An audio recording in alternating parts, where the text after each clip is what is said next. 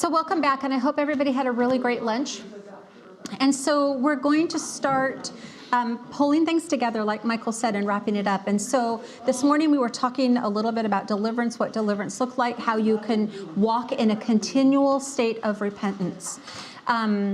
You know, Michael and I, we call it keeping each other in really short account. We're accountability one to another. But if we get into a situation, if I've gotten, I know this is so hard for you to imagine, but sometimes I get cranky. Not very often. You know, and if I snipped at him, it's like instantly I'm like, oh, you know, he's my best friend.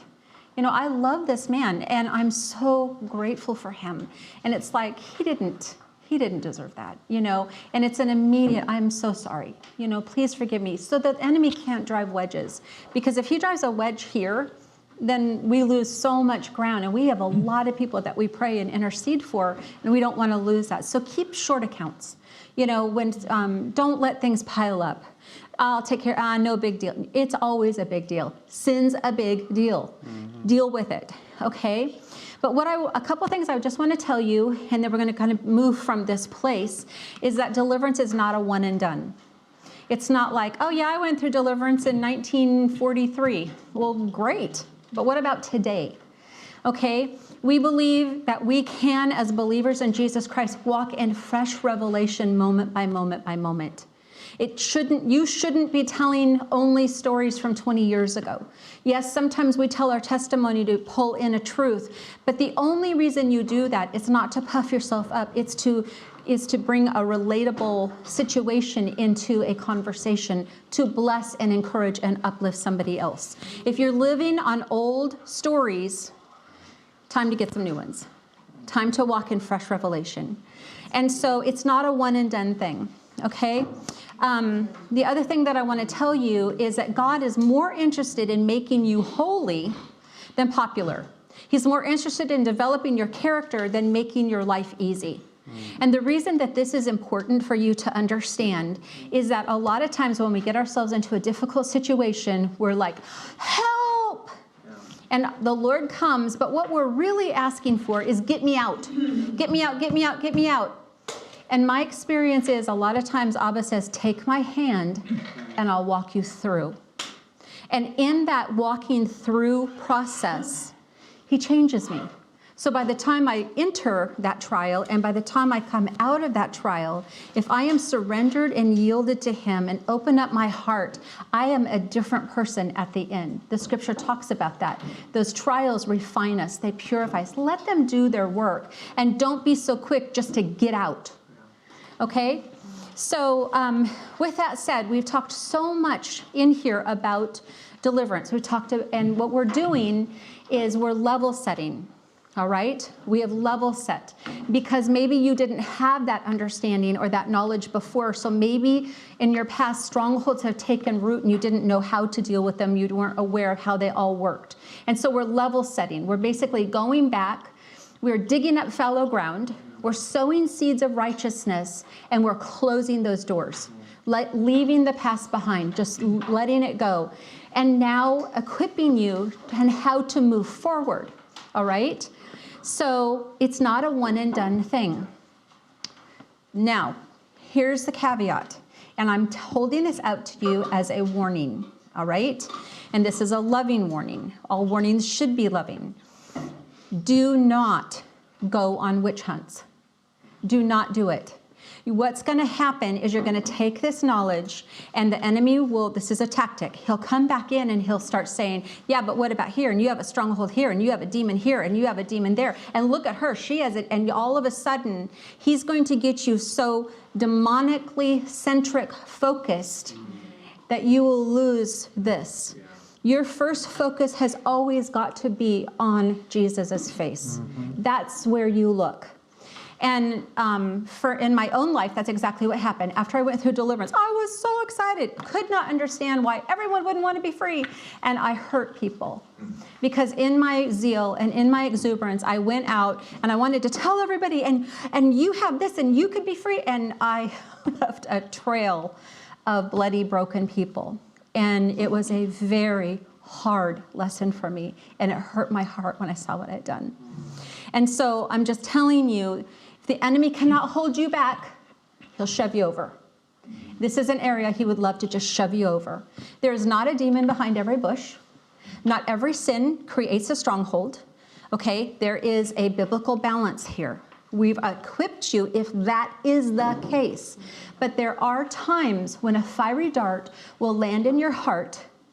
It may not have penetrated to become a stronghold, but it festers. And it's something you simply need to pluck out, let the healing balm of Gilead cover it, and be healed from it. But it doesn't mean that there necessarily was a stronghold. Okay, so it's learning that discernment of what is what. But I got really overwhelmed, and I was just convinced that I was never going to be free, because it was just thing after thing after thing. And I wore myself out by looking and hunting and going through my life and going through my head, and and the enemy just had me started chasing my tail. Well, that just stops you, because the kingdom doesn't go in circles. It moves, it advances, it's marching forward. And so I cried out to the Lord, and I said exactly that. Am I ever going to be free?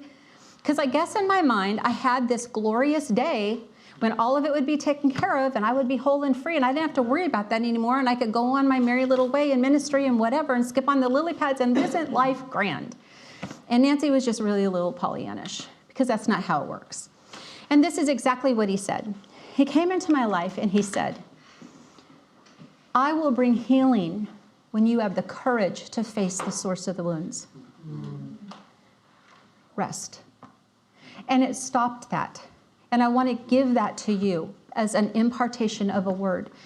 He will bring the healing when you are in a spiritual place to face the source of your wounding. And sometimes that takes time. Sometimes there's foundations that need to be laid in your life before you are even in a place that you can receive healing. But when he puts his finger on it and it's an appointed time, I would highly recommend you not miss it. Grab hold of it. Okay? So I want to give you just one really quick story. I'm not going to do a lot of stories today because they take time. But for me, where this really turned around is I had a fear of water. And I'd had a fear of water for a number of years. Now, I didn't fear water like I could get in water and play in water. But if water splashed up on my face, it terrified me. And I mean paralyzed me. I would just stop. I flunked every swim lesson I ever took because I couldn't put my face in the water. I could not do it. I'd splash and play with my kids and be fine. But if they inadvertently splashed water in my face, I would just go into this panic attack. And I couldn't figure out. Prayed about it, had people pray with me over it, blah. And I just kind of went, oh, okay, Lord, I need your help. And I don't know what to do. But he knew in his wisdom I was not in a place to be able to deal with the source of that wound. Because the source of that wound was not healed in my life for another 15 years. It took 15 years for me to mature and develop to be able to face the source. Because the source of that wound was in one of those events with one of those pedophiles. I fought him. A little girl will always fight. And he held my head underwater until I couldn't breathe and passed out, time and time and time again, until I couldn't fight anymore. And so I wasn't in a mature place to be able to deal with that memory. But Abba, in his wisdom and his great love, he knew the time when I was in a place when I could finally address that and have that healed in my life. And now I don't have that fear. It was taken care of. The reason that I'm sharing that is rest. You have a loving Father. He will take you through the healing that you need. Keep your heart open. Be ready and willing to receive. And when he puts his finger on something, just address it and deal with it and let him walk through it. But don't get on that wheel of, I call it a witch hunt. Don't do that. All right, so I'm going to stop there. And if you would just bear with me here for a quick second. Another area that Nancy's mentioned that was a different season of time for healing was when we got married, and how a certain amount of healing happened as a single person. And same thing in my life, because I was single for a number of years before we met and got married. But then only in the safety and in that intimate place of a marriage covenant just some of those other things sometimes manifest. right. And letting down the walls and letting the other person love you well, and being vulnerable and some of those kinds of things. She's great at vulnerability now. Yeah, I'm queen. Yeah. Anything you want to know about vulnerability? It's been a journey. Yeah. Yes, ma'am. What's the balance between feeling like a spirit of heaviness and praying for revelation versus don't go on a witch hunt? If you are sensing something like those things that Michael listed earlier, or you see something that you cannot overcome, then you press into that, But what I'm talking about is when there's not a quickening in your spirit, you're not sensing that, but because of everything that we've been talking about, you're thinking, oh, maybe I have that. Oh, maybe I have that. And you're trying to conjure that up in your own mind. I wonder if I have a stronghold here. I wonder if I have Holy Spirit is so loving, and he's so patient, and he's for you. You can, if your heart is surrendered and yielded, you can abandon yourself into his arms, and he will meet you. I promise you he will. And so honestly, Amanda, if that happens to me, I just ask Father, and I just say, is this of you? Or is this the enemy just really trying to pick at me? Because, again, he's relentless, and he won't stop. So what we're going to do now is we're going to switch gears here a little bit. So we've been talking pretty much, what to do if you have a stronghold. When we go into situations, don't take it personal. I just assume everybody does. Life just does that. And a lot of us aren't equipped to take care of it. And because I know my own self, it's a perpetual. We live in perpetual deliverance, perpetual repentance. It just keeps going on. It's a position that we choose to stay in before the Father. So we talked about that three-stranded cord of intimacy, identity, and authority, right? We've laid this foundation. But here's the thing. When you start talking about spiritual warfare, there's the, what we've just talked about, the self-deliverance or seeking out the help of someone else if you don't know.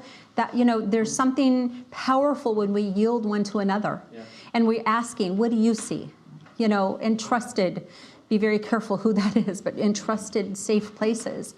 But I want to talk to you about how to avoid getting into strongholds. Mm-hmm. Because you can do that too. Yeah. Once your heart is free, the goal is to live a life and to be equipped that you're not constantly falling into the traps, right? Right. There's power in that. So we're going to shift gears to that. So we're going to make the assumption that Holy Spirit's been speaking on the past. We'll continue to work through those things through the rest of this week. But now I want you to know how to live, to move forward so you don't fall into those traps. We're good with that? Spiritual warfare is not a matter, we see this, oh my gosh, so many times, and it's always heartbreaking.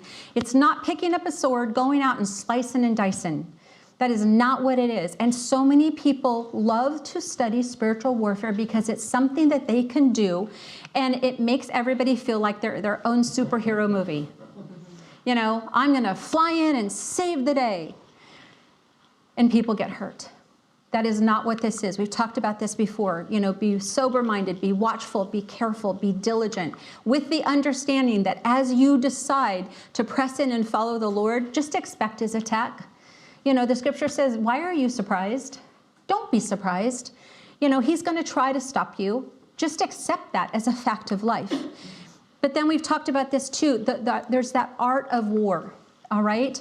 To win the fight, you've got to have the right strategy and the right resources, because victories don't come by accident. And so that's kind of what Dave said when we ended the last session. You have a participation. Yeah. But you can be on the offensive. It's not just a defensive, just take what comes your way and, I know how to deal with that. Well, no, we can actually put things into our life to push that back so it doesn't hit our heart. So we've talked about how our weapons are mighty. They're not carnal, but they are able to pull down all of the strongholds. And this, I love this, because when we look at Jesus' life, because that's what we're told, right? We're to walk as Jesus walked. This was the proclamation that was over his life, that he had been anointed to preach the good news to the poor. He sent me to proclaim freedom to the captives and recovery of sight to the blind, to set free the oppressed. And when we enter into a relationship with Jesus Christ and we walk in, this becomes our mandate. This is what we are in this earth to do. We are in this earth to bring the power of the gospel to the lost. We are in this earth to bring freedom to those who have been taken captive. We are in this earth to proclaim the good news that you too can be free. And so, and Jesus left us with this. Michael talked about this earlier, so that's why I'm kind of briefly going through this. These are like recaps of some of the things, bringing it all together. That we will do greater works. We don't know if that means greater quantity, greater in the types of works. But you know what? I'd be happy if I could just do what Jesus did. I'm okay with that. I mean, my heart longs to be like my Savior. I want to be like him in all aspects. And guess what? The first thing is he learned obedience through suffering. He never did anything without his Father telling him to. He didn't go, do, speak, nothing if his Father did not direct him. So we have to understand that in warfare, we are equipped by the Spirit of God. So we're going to start going in here. This is going to be very familiar to a lot of you. But again, it's one of those things I'm going to ask you to come into it with an open heart. I think there may be some things here that maybe you've not necessarily seen before, I hope. But I know it's what Abba is choosing to speak. So we're going to go into the armor of God. And when we think about the armor of God, again, this is familiar territory, but I want to just slow down and go through these pieces. So it starts here in Ephesians 6:10 through 12. By the way, the whole book of Ephesians is so powerful. It feels like a very familiar friend. I just love that book. But it says, finally, my brethren, be strong in the Lord and the power of his might. Put on the whole armor of God that you may be able to stand against the wiles of the devil. That's that offensive, that's not just standing back and letting the devil take pot shots at me. I am standing in the confidence of who I am. Right? And the devil should look at me and he should be the one to run. Because it's like, oh yeah, don't mess with her. That's really what should happen in the kingdom. And so, but anyway, we don't wrestle against flesh and blood, but against principalities, against powers, against the rulers of darkness of this age, against the spiritual hosts of wickedness in the heavenly places. Again, our battle is always with the powers of darkness behind. It's never with people. It's just never with people. Yes, their actions and their attitudes, and people make really lousy decisions, and guess what? So do you. And so we want to make sure that we keep this battle in that right realm. So the first thing we're going to talk about here, says to put on the full armor of God. What I want you to see in this is by putting on the full armor of God, and we're going to go through these pieces because there's things I want to show you. We are putting on Jesus Christ. He is the armor. And it'll become more and more apparent, and I'm sure you've heard that before. Taking on the armor of God. We are taking on the Spirit of Jesus Christ upon us. We're walking as he walked.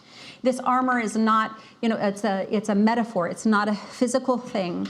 But each piece will just bring us farther and farther into the intimate heart of God.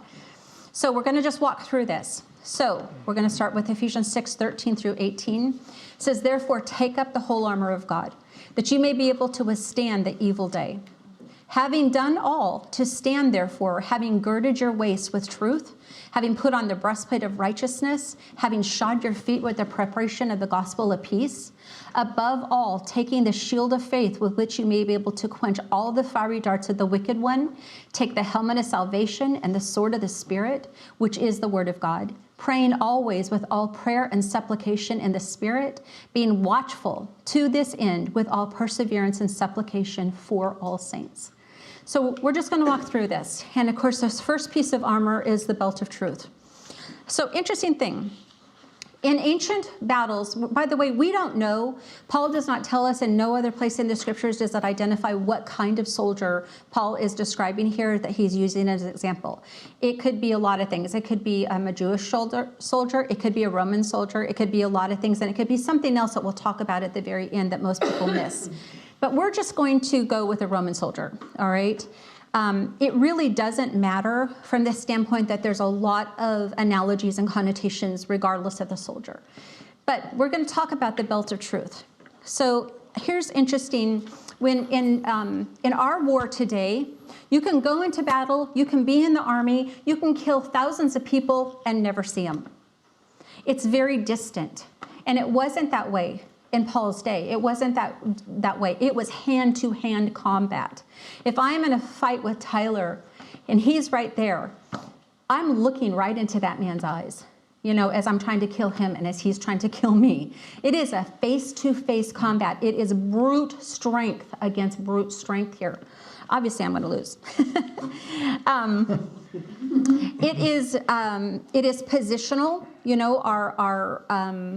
The armor of God is a position that we have in Christ that was granted to us by Christ. And it was handed to us by the Lord. It's not something we do. It's something that we are born into. So with this belt of truth, it was actually two pieces. And what it was first is the men would take a long linen garment, and they would wrap themselves all around it, like a huge, don't take this wrongly, diaper. And they would, basically it would protect all of the stuff, okay? And then they would buckle over this very wide belt. And it had like a paddle in the back, kind of like weightlifter belts today, that protected the spine and the kidneys. And this belt was made of very, very strong leather. And it was lined on the inside with a softer leather, and then the linen garment helped not to chafe, on their waist, because on the belt hung all their weapons. So it had to be really heavy duty. There was a rear closure. The belt did not close in the front, it closed in the rear. Every piece of this armor had been well thought out. Nothing was left to chance, because a man's life could depend upon this. The belt actually had several purposes. But on the top of this belt, then they had this like, the men love this, but like a skirt that hung down. And in the front were long strips of leather, like you see there. Very flexible. When they were in battle, they were very agile. They could move quickly, but that added some extra protection. And as you understand, what this is guarding a man's manhood, because that was his honor. That was very, very, obviously very important. And it was very personal. It was very intimate to him. So it was really important that that was protected and that was guarded. So what does that really mean to then us as believers? Well, first of all, it's the belt of truth. And so when you think about the inner core of our being, the precious, precious part of us. We are just surrounding that with truth. We're covering it with the inner, the truth, like David cried out, let there be truth in my innermost being, the very core of me, let there be truth. Because everything comes out of the core of our being. The words that we speak, our actions, your words reveal your heart. And when your words are rank and they're nasty and they're snarky, something's wrong. Now, it could just be that you need a nap. It could just be that simple. Or you need some sugar. I don't know. It could be that simple. But deal with it, and if you've hurt somebody when you're grouchy and you do need a nap, make it right. It just takes a few minutes, and that kindness goes a long way. So we're covering our inner parts with truth. But when you really think about it, who is the truth? Yeah, Jesus. He's the way, the truth, and the life. So when we are covering the core of our being, we're covering ourselves in Jesus. We're immersing ourselves. We're letting him wash over us. In true biblical essence, we are covering ourselves in the absolute truth of Jesus Christ. Again, we know that comes from his word. We know that comes from studying. We know that comes from that relationship of spending time and hiding ourselves in you. This belt protected the soldiers from low blows of the enemy. All right? Same for us. The enemy does not fight fair. He's mean, he's nasty, and he's just downright cheap shots. This protects us from that. We wear this in complete surrender. And, the enemy is ruthless. He is full of death. And we already know that he's a father of lies. So when you see those lies coming or that deception, then this is not functioning out of truth. It's just critically important that we walk in truth.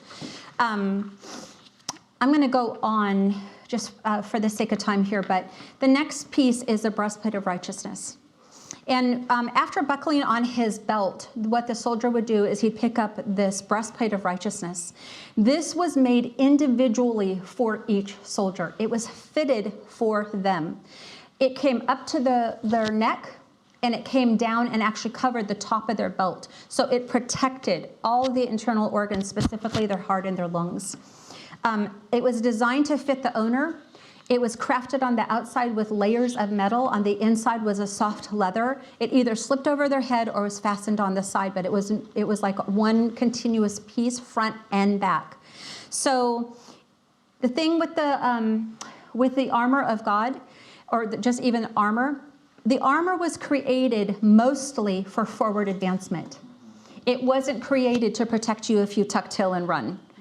It was created to be brave and courageous and face your enemy head on. Interestingly, the shape, the color, the emblems that were on it, that is what designated you for in the army that you were fighting for. So in the heat of battle and all the noise and all the chaos, you could look over and you could see this breastplate of righteousness, or just the breastplate, and know, oh, he's one of mine, don't kill him. Oh, he's not.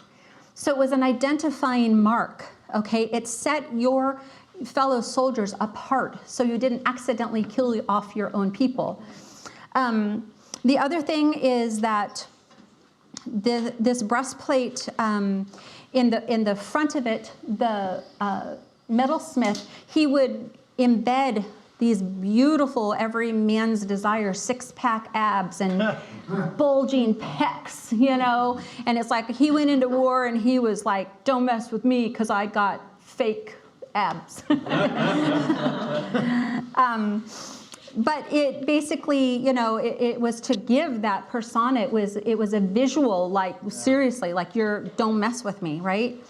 And the way that the armor was fit provided, again, that maximum mobility in battle to keep them light on their feet. It was strong, it was sturdy, but they could still move. They were agile.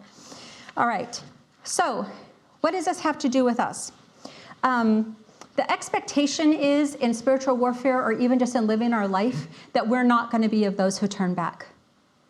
That we're not going to be of those who tuck tail and run when the enemy comes in the camp. That we're not going to be of those that grow weary in well-doing. We're going to keeping on, enduring to the end, because that's where your salvation lies. It also provides protection from the enemy who has broke through the ranks and is coming around behind. Again, the enemy does not fight fair. He takes cheap shots. He kicks you when you're down. He's going to take every opportunity. Did you have something you wanted to say? Okay. So it was created, again, for that forward advancement. So when we look at, at this breastplate of righteousness through the eyes of spiritual warfare, we have to understand that we are clothed in the righteousness of God. Because of the sacrifice that Jesus gave for us, we are clothed in his righteousness. I just absolutely love this verse. For he hath made him to be sin for us, who knew no sin, that we might be made the righteousness of God in him. That's what we're doing. We're clothing ourselves in this righteousness. That's where we're standing. He's broken off of us that law of sin and death. He's protecting our heart. He is protecting our lungs. He's the very air that we breathe. He is our righteousness. Matthew 5:6 says, blessed are they that hunger and thirst after righteousness, because the promise is they will be filled. We are to pursue righteousness, godliness, faith, love, steadfastness, gentleness. This is so, so important. But, and this is something that I just absolutely love. So for us, it's the only time in my life I'll ever have abs that look anything like that, is that breastplate of righteousness. When we go into battle, when we walk about our day, by the way, do you realize every day is a battle? Every time you get up in the morning, the enemy is really mad that you survived the night, because it's just like one more day he has to, you overcome him and you push him down, and another day that he gets to suffer a defeat. He doesn't like you. So when we take on that breastplate of righteousness, we are dying to the way that we want to live. Righteousness means right living. It means that I'm choosing to live with my life hid in Christ. Everything that I do now, I do as unto him. Remembering, like Michael shared with us yesterday, that God's love language is obedience. And so we live in this righteousness. It is not a legalistic thing. It's not something I conjure up. I don't white knuckle it and I'm going to do this. No, we yield and we surrender into his righteousness. It covers us as this breastplate. So the other thing that I want to tell you is that when we go into battle, and I just love this imagery, when we go into battle, I'm just me. I am flesh and blood, me. Simple country girl, nothing special, but I love Jesus and I belong to him. That's my strength, right? But when I go into battle and I am hidden in the righteousness of Christ, every demon in hell sees that armor and they don't see six-pack abs. They see the face of Jesus Christ. And they're like, oh, don't mess with her. Don't mess with her. She's coming, she's coming in that name. She's coming, there's his face. And that's who they see.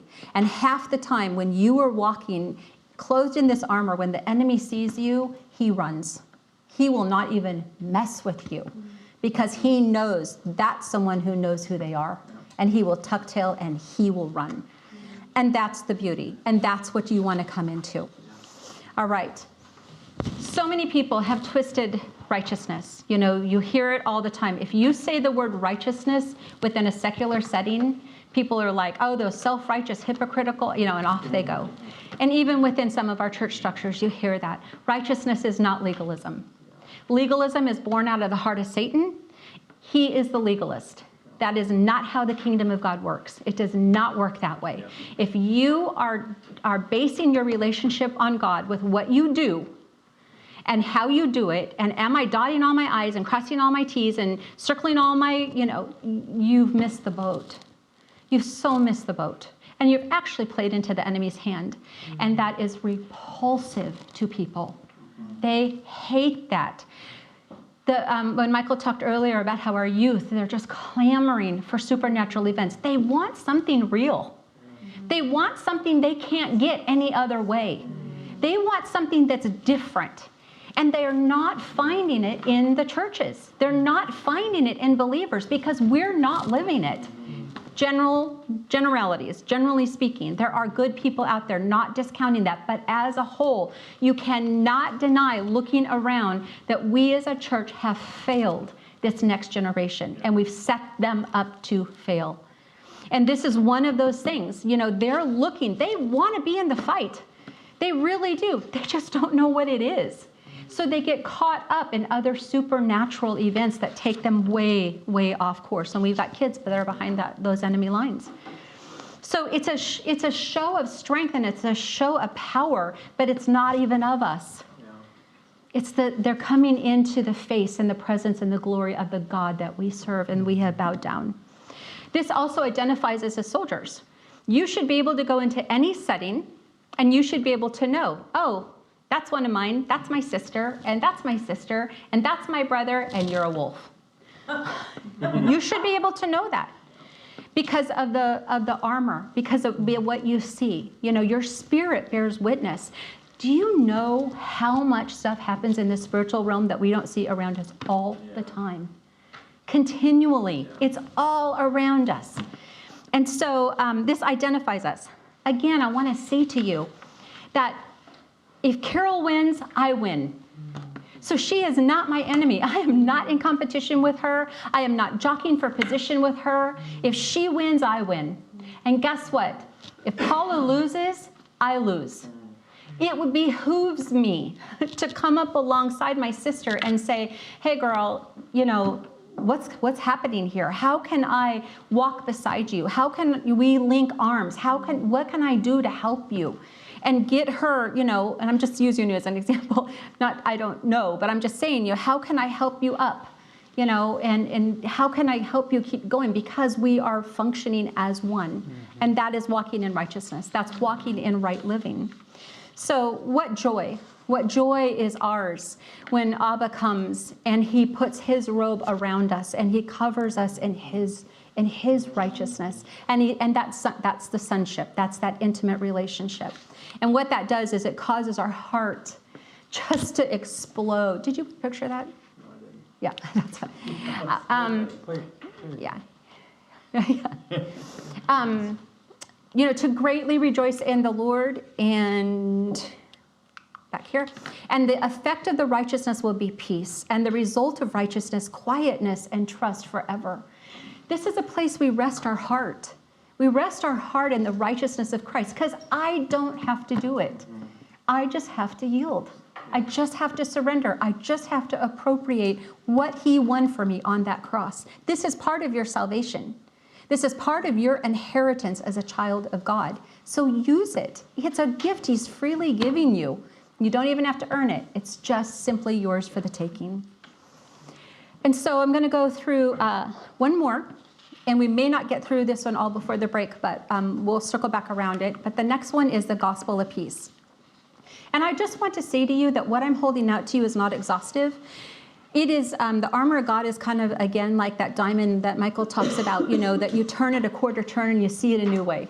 So what I'm sharing with you now are the things that Abba put in my heart to share with you about the armor of God. And I'm just going to trust that there's a reason. But there's so many aspects. And if you study this, it goes deeper and deeper and deeper and deeper. It is beautiful. And it makes me sad that, we just, take on the armor of God and then we just go on. It's like, whoa, whoa, whoa, whoa, whoa. So much depth here. Mm-hmm. So this gospel of peace is very, very interesting. And I can't tell you that all of this revelation I'm going to share with you about that is mine. It actually was things that the Lord revealed to Michael that he shared with me that I get the joy of sharing with you. So you think I know something and I didn't. It really, and I'll point that out to you because it so blessed me. I'm like, I've got to put that in here. That's so powerful. These, the gospel of peace, it's very interesting here because number one, the shoes that they wore, they had two purposes. And number one purpose was travel. All of the battle mostly took place and they had to travel. They had to walk to war, so by the time you get there, you're tired. Occasionally they had horses, but a lot of marching. And so the shoes had to be comfortable. They had to be sturdy. They had to be able to go over all terrain. And then they didn't have time to get to war and then change their shoes. And so on the bottom of their shoes were actually spikes. And this just shows them this picture here, which I'm not showing you yet.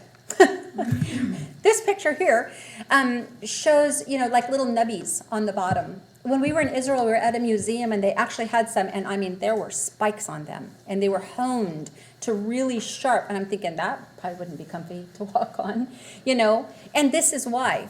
Because in battle, when you have a sword and you're doing this hand-to-hand combat, you might come down and hit an enemy and he might fall, but that may not be a fatal blow. And so in hand-to-hand combat, there's a rule. Don't leave them alive. If you knock somebody down, you better make sure they're dead. Because if you go past them, they're going to rise up and come out from behind and kill you. So it truly was every soldier you met, you left them dead, or they would rise to kill you. So it's very gruesome and very, very intense. So what would happen here is if they knocked a soldier down, an enemy, they'd knock him down. They may not have, and understanding the battle's still raging, so other soldiers are coming at them that they're trying to fend off with their sword. They will literally take these spikes and stomp them. And that would be the death blow. They would stomp them with those spikes. So the enemy was literally, you seen the image here? Trod down under their feet. Literally. And it sounds kind of gruesome, but the scripture tells us, the God of peace will soon crush Satan under your feet. And that's why this imagery is so important. Now, for us in our modern cultural sensitivities, we look at that and we're going, that is really brutal. But this is the reality. War is brutal. War is violent. War is messy. And war is not pleasant. It's not any war. It's just not. And so it seems almost like a dichotomy that we as New Testament Christians, we call ourselves that. I don't refer to myself as that, but we as believers in Jesus Christ, we, when we think of peace, I don't want to impose this upon you, but in a lot of environments, when we think of peace, we think of, and everything's just calm and everything's just, relaxed. And we think of kind of like, just a massage, and just relaxing. And, you know what I'm saying? It's just kind of, that's our mental images that often when we use the word peace, but that is not the peace of the kingdom. It is not the peace of the kingdom. And Jesus, I love this scripture. I'm going to go on and got ahead of myself for a second, which happens. David himself said, the Lord said to my Lord, sit you at my right hand till I make your enemies your footstool. That's what we're waiting for too. Jesus is sitting at the right hand of his Father, waiting for his enemies to be made a footstool under his feet. We are seated in the heavenlies with Jesus Christ, waiting for the enemies to be put under our feet. When we go forward in battle, we are trotting down the enemy under our feet. But what I want you to see is the peace that we're taking when we go into battle is not the peace of this world. And the world cannot define it. The peace that Abba gives, he clearly says, my peace I give to you. Not as the world gives do I give to you. Let not your heart be troubled, neither let it be afraid. What he's saying is, you're going to face some fierce battles. Don't be troubled. Don't be afraid, because you can shod your feet with the preparation of the gospel of peace, trod the enemy down under your feet. You will have victory in the midst of the war, in the midst of the chaos. And so again, this verse from Jesus, when we want to understand what true peace is, he said, don't think that I came to bring peace on earth. And we oftentimes skip over that on earth. He's basically saying, look, this earth isn't my kingdom. So my peace isn't going to reign here, but it will reign in your hearts. And he goes on to say, I did not come to bring peace, but a sword. For I've come to set a man against his father, a daughter against her mother, and a daughter-in-law against her mother-in-law, and a man's enemies will be those of his own household. The peace of Jesus Christ oftentimes comes in, and it can bring division. It can bring division in families. It can bring division in every situation that it comes into, because it forces people to make a decision and a choice.